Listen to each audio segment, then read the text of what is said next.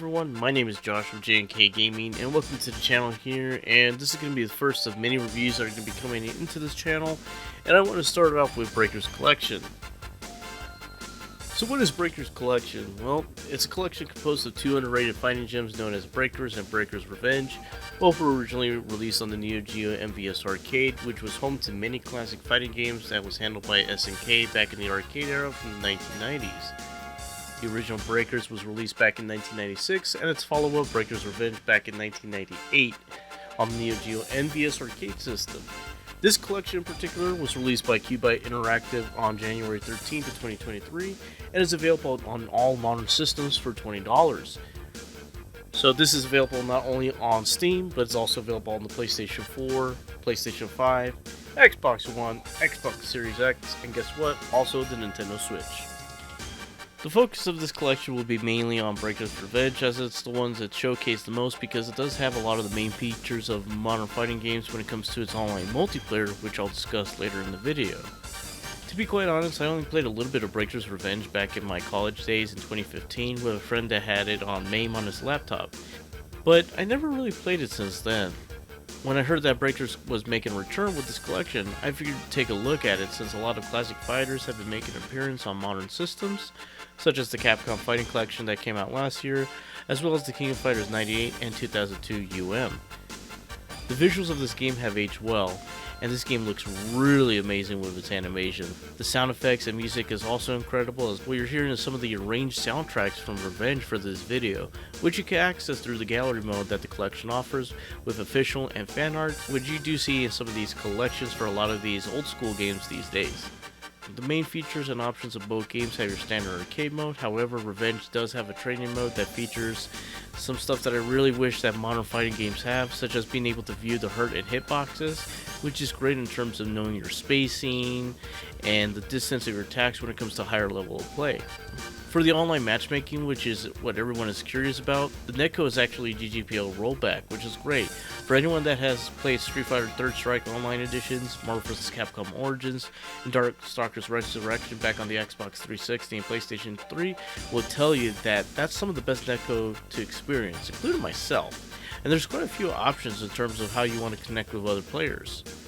Crossplay is available right from the start, which means you can connect with PlayStation, Xbox, and Nintendo Switch.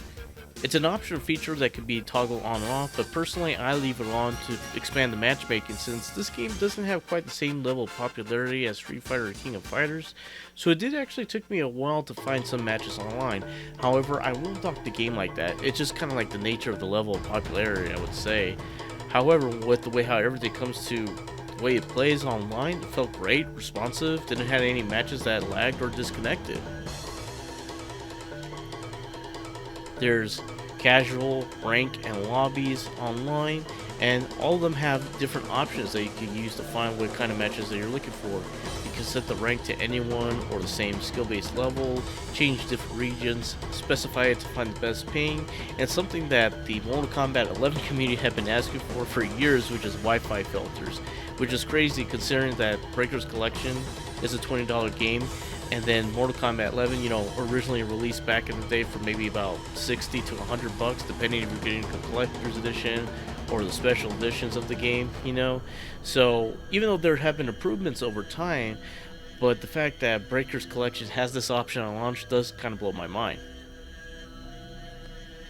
For when it comes to the online rank play, the online ranking system is similar to that with Street Fighter V, or you could compare it to the Capcom Fighting Collection. It's all based by league, and there's even a replay feature that you can use to search other matches by rank, character, and of course the crossplay is enabled as well. So technically speaking, you could search who's probably the best overall Teal player online as an example. There's not really much I could complain about this collection.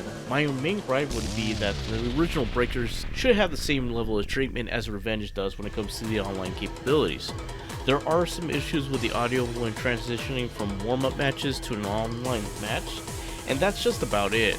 But however, I must commend Cubite Interacting for putting a lot of hard work and effort that they did in this collection, because some of these online features should be the standard fighting games should follow and expand upon that base foundation, which is why a lot of devs these days are reworking some of their games to have this now, such as Samurai Showdown, Dragon Ball FighterZ, KOF 15, and I really wish at some point, hopefully in the future, but only someone could dream, that King of Fighters 2002 and 98 get this level of treatment as well. Anyways, my final thoughts.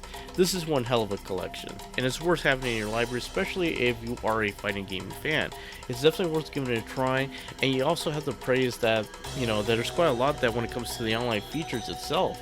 Let's just say, comparing the Street Fighter V and some of the other games that appeared down the road, like, Mortal Kombat 11, not in ways in terms of criticizing those games, but all I'm just saying is that with the features that Breaker's Collection has, the standard and base foundation that developers should follow these days. And I'm one of those people that I really wish that I could play locally as much as possible, but since now we're living in a time and age that online multiplayer is a standard to play with or against other players, I'm happy that this collection exists for that reason, and that the future of fighting games holds this foundation to heart from here on out.